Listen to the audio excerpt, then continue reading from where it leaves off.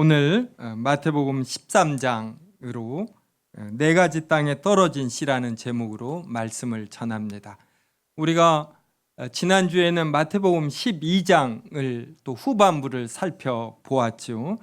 그때 예수님께서 12장 본문 끝자락에서 누가 예수 그리스도의 참된 형제이고 자매이고 어머니인가 이거에 대해서 말씀하셨습니다.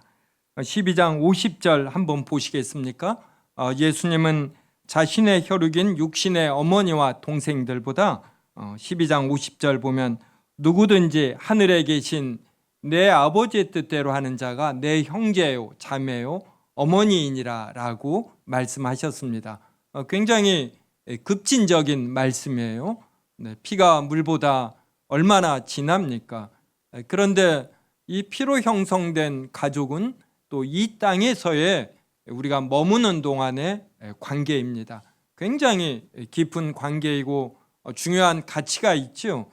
그런데 더 중요한 것은 아버지의 뜻대로 하는 것, 이러한 영적인 혈육이라고 할까요? 그리고 이것은 영원한 가치이고 또 영원히 지속이 됩니다. 이렇게 예수님께서 말씀하셨어요. 그리고 오늘 13장에서 우리가 씨 뿌리는 비유로 알려진 내용입니다. 여기에 연결점이 어디에 있느냐면 누가 하나님 아버지의 뜻대로 하는 자인가, 이것으로 연결점이 있고, 그래서 예수님께서 누가 하나님 아버지의 뜻대로 하는 자인가 이거에 대해서 요 씨 뿌리는 비유로 말씀해 주십니다. 예수님께서 이렇게 씨를 뿌리는 자의 비유를 통해서 씨를 뿌리는 자는 똑같은 생명의 씨를 뿌립니다. 그런데 이 씨가 어느 땅에 떨어지느냐 여기에 따라서 결과는 아주 크게 달라집니다. 이 비유가 무엇을 뜻하는지 제자들이 이제 궁금하겠죠. 예수님은 친히 이 비유가 무엇을 뜻하는지에 관해서 설명해 주셨습니다. 이 내용이 마태복음 13장 18절서부터 23절에 나옵니다. 저와 한 절씩 읽겠습니다. 그런즉 씨 뿌리는 비유를 들으라.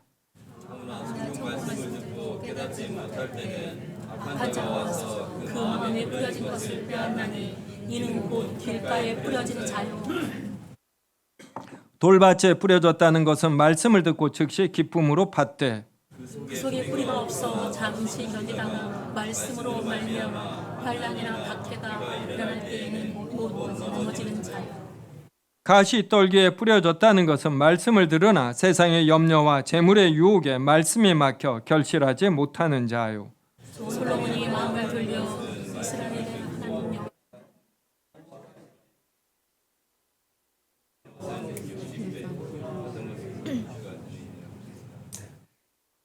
성도 여러분, 세상에는 참으로 많은 사람들이 있지요. 이 사람들을 다양한 분류로 구분할 수가 있습니다.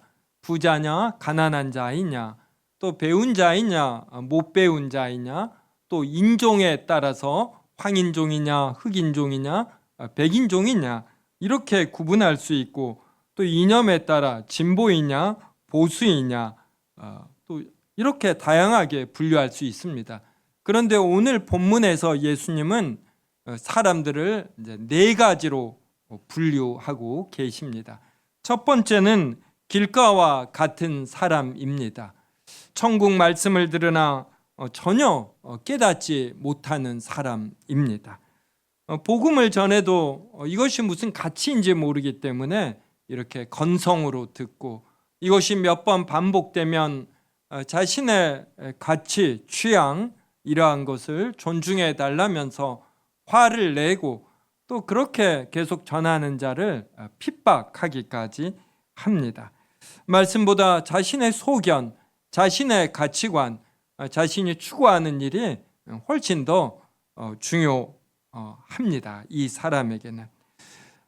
예수님은 이제 이러한 사람에 대해서 하나님의 진리의 말씀이 선포될 때 바로 이 말씀을 이렇게 받아들이지 않기 때문에 마귀가 이 진리의 말씀을 채간다 이렇게 표현하십니다. 두 번째는 돌밭과 같은 사람입니다. 돌밭의 특징은 흙이 깊지 않습니다. 그래서 이 돌밭에 씨앗이 떨어지면은 흙이 깊지 않으니까 이 씨가 그 어떤 씨보다 더 빨리 이렇게 피어납니다. 싹이 나고 열매를 맺지요. 그런데 어제 오후서부터 날이 참 뜨거워지지요. 그래서 무더위가 무언지 이제 어제 오후서부터 이렇게 감이 이제 와 닿습니다. 그러니까 젖어 있는 것들이 금방 이 햇빛에 말라 버립니다. 그러니까 돌밭에 떨어진 씨는 이제 햇빛이 강하게 내리쬐면 이 뿌리가 얇기 때문에 타 죽는 것입니다. 예수님은 이러한 경우를 들어서 신앙생활을 하는데 이 뿌리가 깊지 않기 때문에 이런 주변에 핍박이 있으면은 금방 이 신앙을 버리는 자이다, 이렇게 표현을 합니다. 우리 주변에 이러한 사람들이 있습니다. 신앙생활을 잘 하다가 이러한 핍박이 있고 어떤 재난이 있으면은 이 신앙을 떠나버리는 사람들이 있어요. 근데 이러한 사람에게는 어떤 진리에 대한 순간적인 반응은 있어도 이것을 온전히 받아들이지 않기 때문에 이것보다 더 강한 어떤 충격으로 와닿는 것, 이제 이러한 것을 택하게 됩니다. 바로 이런 사람들이 귀신이 들렸다가 이제 귀신이 나갔습니다. 그 집이 수리되고 청소된 경우이지요. 그때 진리를 확실히 붙들어야지 되는데 이 진리를 붙들지 않기 때문에 나갔던 귀신이 자신보다 더 악한 귀신 7을 데리고 옵니다. 이러니 이 나중의 형편이 얼마나 처음보다도 더 나쁜가, 이걸 알 수가 있습니다. 셋째로는 가시떨기로 덮인 땅과 같은 사람입니다. 이 경우 떨어진 씨도 자라지만 이 가시덤불이 더 빨리 자랍니다. 그래서 이 씨가 결국 열매를 맺지 못합니다. 예수님은 이 가시떨기를 세상의 염려와 재물의 유혹이다, 이렇게 말씀하십니다. 이 사람은 세상의 마음의 중심을 차지합니다. 그래서 이 신앙생활을 하는 것도 이 신앙생활이 자신의 세상살이에 사회생활에 도움이 되기 때문입니다. 그 도움이 되면은 이 신앙을 택하지만 도움이 되지 않으면 신앙은 이렇게 뒷전이 되어버립니다. 그러니 어떤 결실이 없는 것이죠. 양쪽에 발을 걸치고 있기 때문에 신앙생활을 오래 해도 영적 결실이 없는 사람입니다.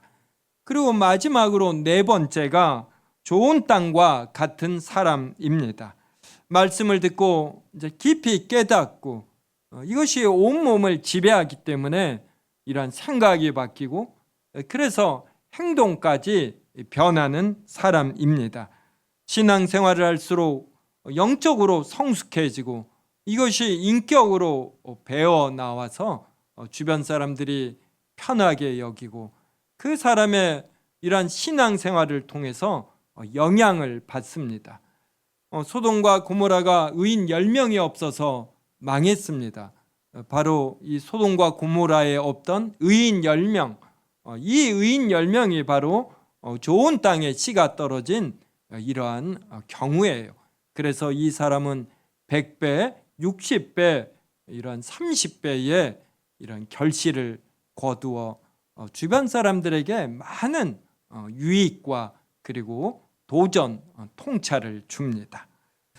씨 뿌리는 비유는 이렇게 네 종류의 사람으로 이렇게 분류시킵니다.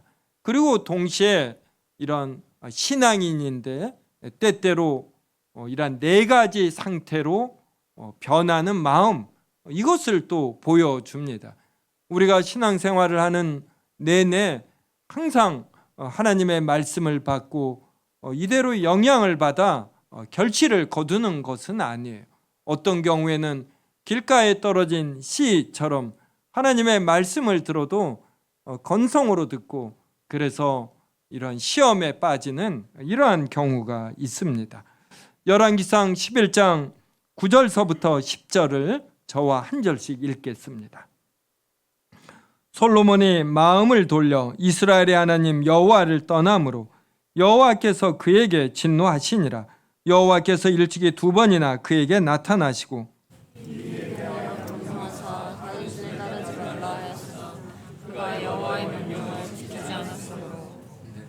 솔로몬이 신앙이 얼마나 좋았습니까? 하나님께서 지혜를 주셨죠. 그 지혜로 여러 재판을 잘 판단 내렸습니다. 또 진심으로 성전을 건축했고 남방 여인이 와서 솔로몬의 지혜를 듣기까지 했습니다. 근데 그런 신앙이 좋은 사람도 이런 이방 여인과 결혼해서 이방 여인의 충동을 계속 받으니까 이제 나이가 들었을 때 이 마음이 떠나버립니다. 이제 그때부터는 여호와의 말씀이 떨어져도 이게 건성으로 듣는 것이 솔로몬의 마음에 뿌리를 박지 못하는 겁니다. 그래서 11장 9절 후반절에 보면 여호와께서 일찍이 2번이나 그에게 나타나시고 2번이나 나타나십니다. 그런데도 이 말씀을 솔로몬이 차버리는 것이에요. 그러니까 이러한 일이 우리에게도 일어날 수 있는 거예요. 참 두렵죠. 그래서 우리는 주변에 특히 자신의 배우자와 그리고 가족 그리고 교회 공동체를 두어야 됩니다. 자신이 잘못할 때 이 잘못을 사랑으로 그러면서도 예리하게 권면할 수 있는 이러한 구성원을 두어야지 돼요. 배우자와 그러한 관계가 되어야지 되고 자식과도 그런 관계가 되어야지 됩니다. 나이가 들면 노욕이 생기고 또 판단이 흐려질 수 있어요. 그때 사랑으로 예리하게 말할 수 있는 구성원이 누구보다도 배우자이고 그리고 자녀입니다. 그 다음엔 교인들이에요. 그래서 이러한 안전장치를 우리가 꼭 둬야지 됩니다. 이것은 꼭 나이가 든다고 이러는 것이 아니에요. 우리 세움교회를 보아도 연세가 들어도 오히려 분별력이 이렇게 좋아지는 분들이 많이 있습니다. 또 젊어도 이런 판단력이 흐릿해지는 분들이 있어요. 그래서 자신이 부족함을 알고 언제든 솔로몬과 같은 잘못을 범하는 줄 알고 주변에 자신에게 권면할 수 있는 이런 충직한 사람을 안전장치로 꼭 두시기 바랍니다. 그 다음 우리가 갖는 두 번째 마음 상태는 말씀으로 말미암아 환난이나 박해가 일어날 때 넘어지는 경우예요. 우리가 신앙 상태가 좋을 때에는 환난이나 박해가 있으면 오히려 이런 반가운 마음이 들기도 합니다. 오히려 당당하게 이렇게 맞서고 싶은 마음이 생겨요. 근데 우리가 늘 이러는 것은 아닙니다. 천하의 엘리야도 바알의 선지자들을 갈멜산에서 모두 다 처단하는 이러한 용기가 있었습니다. 그런데 이세벨이 내일 이맘때에 너가 이 바알 선지자와 같이 되리라 이러한 말을 했을 때 이 엘리야가 두려움에 떨었습니다. 그래서 우리도 언제든 이제 이럴 수가 있는 거예요. 근데 그럴 때 너무 이상하게 생각지 말고 바로 엘리야와 같은 이런 때를 생각하며 우리가 하나님께 더욱 매달리며 하나님의 도움을 간구해야지 되는 것입니다. 그래서 자신의 마음을 살필 줄 알아야지 돼요. 그리고 우리가 몇십 년 살면 우리의 마음이 갑작스럽게 전혀 생각지 않은 마음 상태가 있는 것이 아니라 이미 경험해 본 마음 상태입니다. 각자마다 강한 것이 있어요. 그리고 약한 것이 있습니다. 근데 저도 가끔 흔들립니다. 그러면 어김없이 예전에 흔들렸던 그러한 상황이 다시 연출이 되면 또다시 흘리는 것을 이게 흔들리는 것을 보게 돼요. 그래서 이게 나의 약한 부분이구나. 왜 나는 이 부분에서 흔들리는가? 이렇게 생각하며 추적해 가고, 그래서 이 부분의 근력을 제가 강하게 만들려고 합니다. 그래서 자신의 마음 상태, 인격, 이러한 데서 손대지 않은 부분은 어김없이 거칠게 표현되고, 그리고 흔들리는 것을 보게 돼요. 얼마나 정확한지 모릅니다. 그래서 우리는 오늘 이 씨 뿌리는 비유를 보면서 자신의 마음 상태가 현재 어떠하고, 그리고 내가 언제 길가에 떨어진 것처럼 건성으로 듣는가, 그리고 이렇게 환난이나 박해가 있을 때 흔들리는가, 그리고 세 번째로 이러한 재물의 유혹과 각종 이 세상의 유혹에 흔들리는가, 이러한 것을 관찰해야지 됩니다. 이제 세 번째 보겠습니다. 우리 신앙인이 가지는 마음의 세 번째 상태는 세상의 염려와 재물의 유혹에 말씀이 막혀 결실하지 못하는 경우입니다. 이걸 잘 보여주는 것이 열왕기상 10장에 나오는 예후의 경우입니다. 열왕기하 10장 25절서부터 29절을 저와 한 절씩 읽겠습니다. 번제 드리기를 다음에 예후가 호위병과 지휘관들에게 이르되 들어가서 한 사람도 나가지 못하게 하고 죽이라 하매 호위병과 지휘관들이 칼로 그들을 죽여 밖에 던지고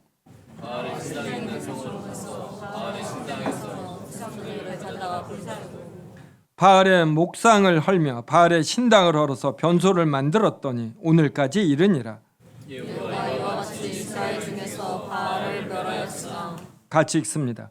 이스라엘에게 범죄하게 한 느밧의 아들 여로보암의 죄, 곧 베델과 단에 있는 금송아지를 섬기는 죄에서는 떠나지 아니하였더라. 아멘. 네. 이게 무슨 내용이냐면 북이스라엘에서 가장 악한 왕이 아합 왕입니다. 그리고 이 아합 왕을 응징한 왕이 예후 왕이에요.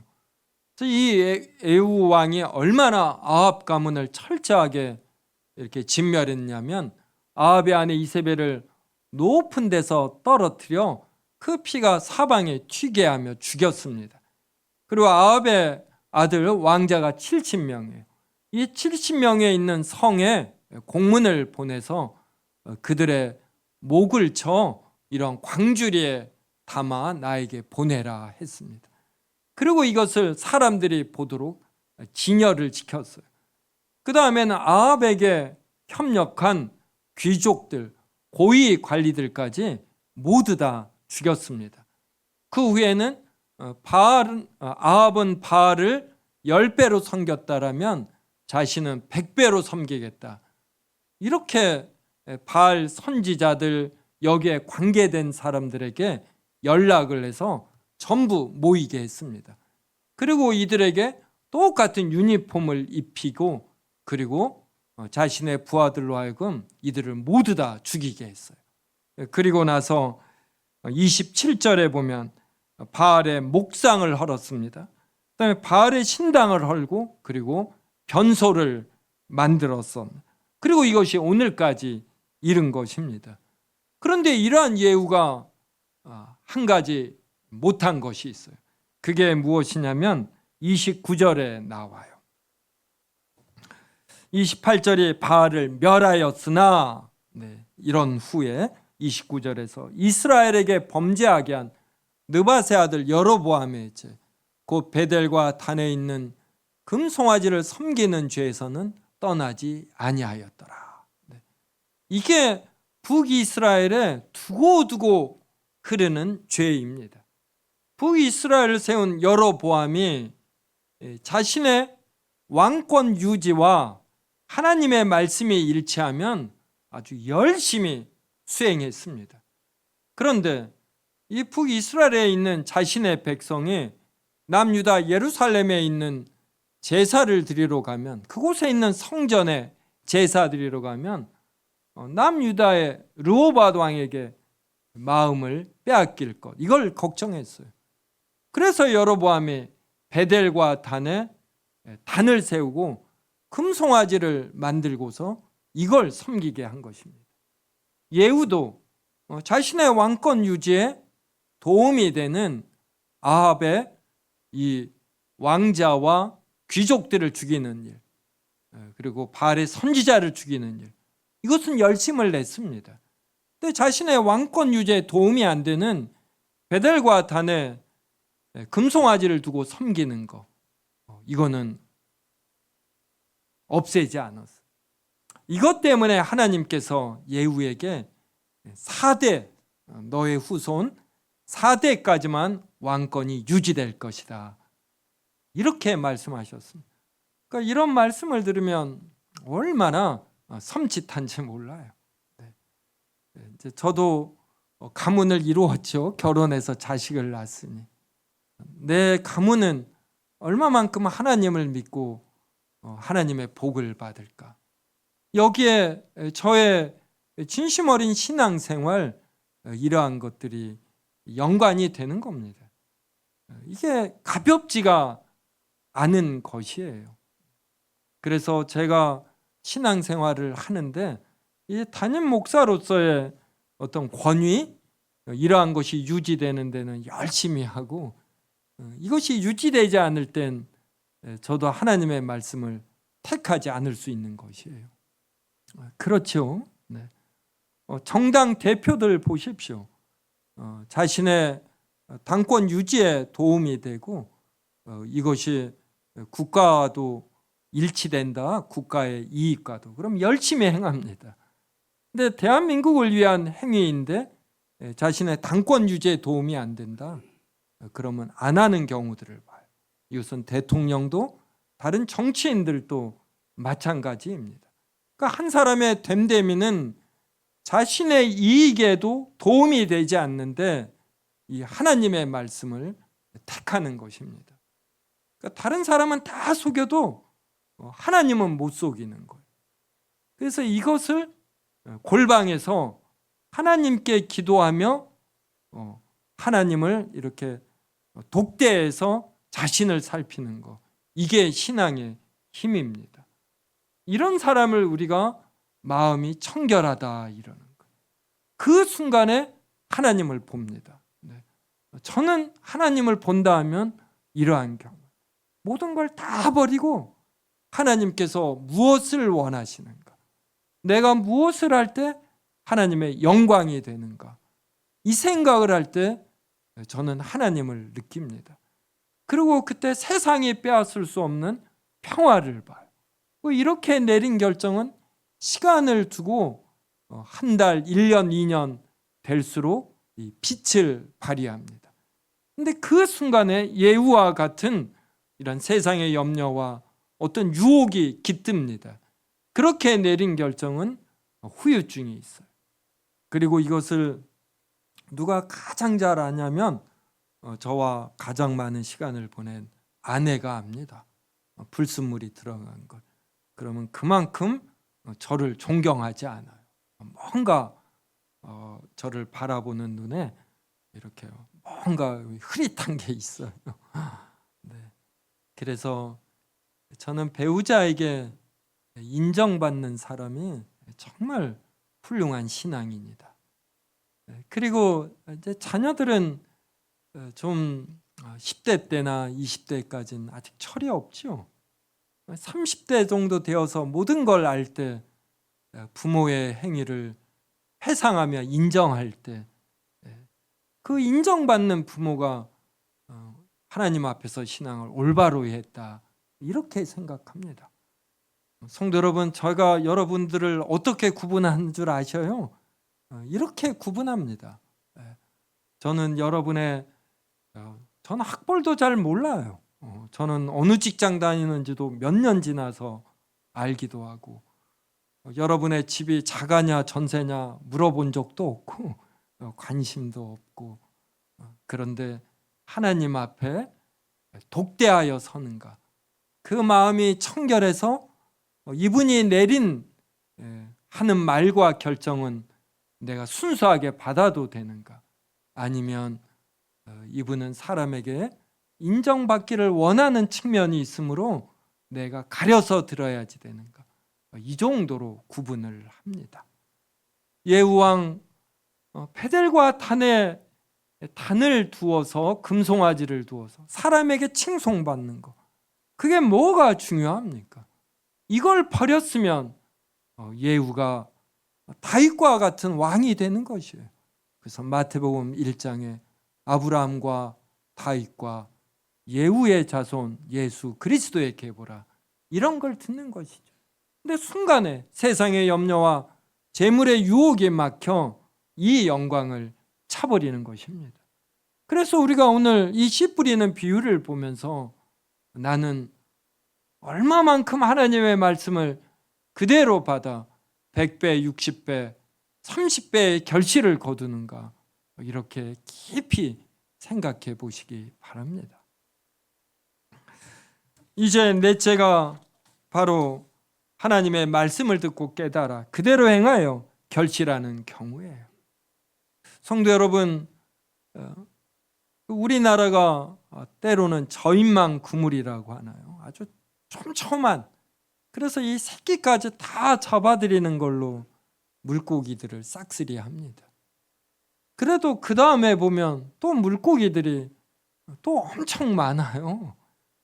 왜 그러나 봤더니 살아남은 물고기들이 알들을 엄청 낳는 겁니다. 살아남은 그 물고기들이 다시금 엄청 후손을 퍼뜨리는 것이에요. 왜 교회가 유지되고, 왜 대한민국이 유지되고, 또 어느 한 가문이 잘 유지되면 거기에 100배, 60배, 30배의 결실을 거두는 의인이 있기 때문이에요. 소돔과 고모라는 그 의인이 없어서 망한 것이고, 그리고 구한말 대한제국은 그런 의인이 없어서 이런 국권을 잃어버리는 그러한 어떤 비참함을 당하는 것입니다. 그래서 우리가 이러한 의인이 되는 것이에요. 100배, 60배, 30배의 결실을 이렇게 거두는 것입니다. 성도 여러분, 저는 요사이 목회에서 요사이가 가장 기쁘고 행복합니다. 1999년에 교회 개척한 이유, 그 이유는 다른 거 아니에요. 교회가 여러 면에서 무엇이 옳은가, 이 기준이 설정되어지는 것을 봅니다.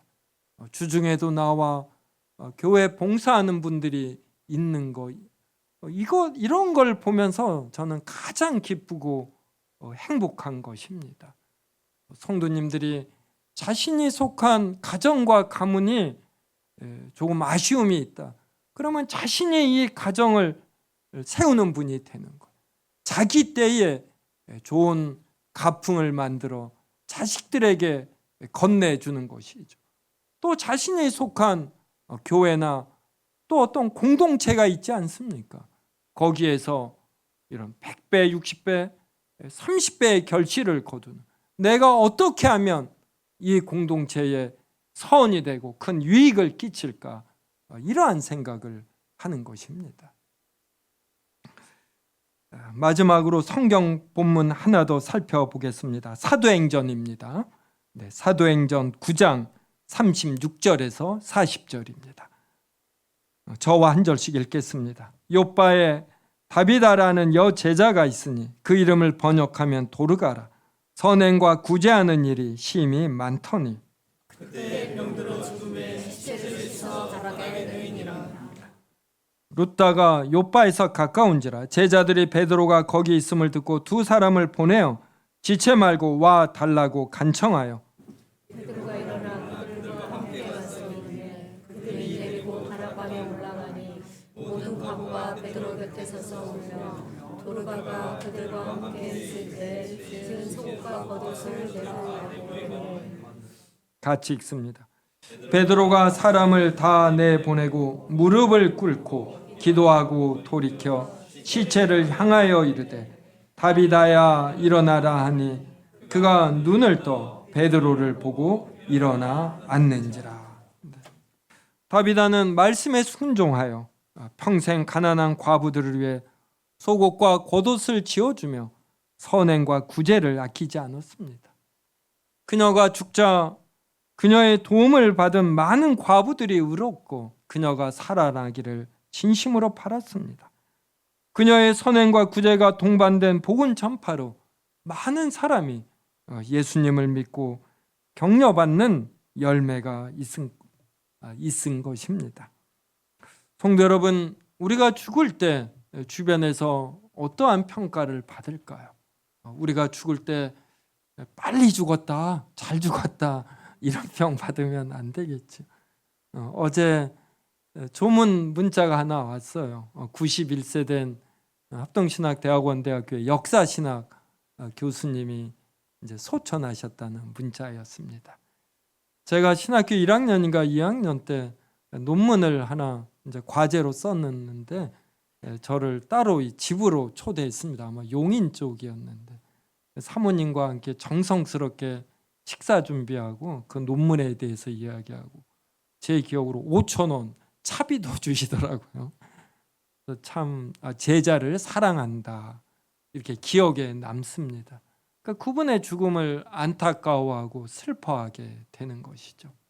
우리가 죽을 때 나의 조문 문자를 받은 사람이 나에 대해서 어떻게 기억할까?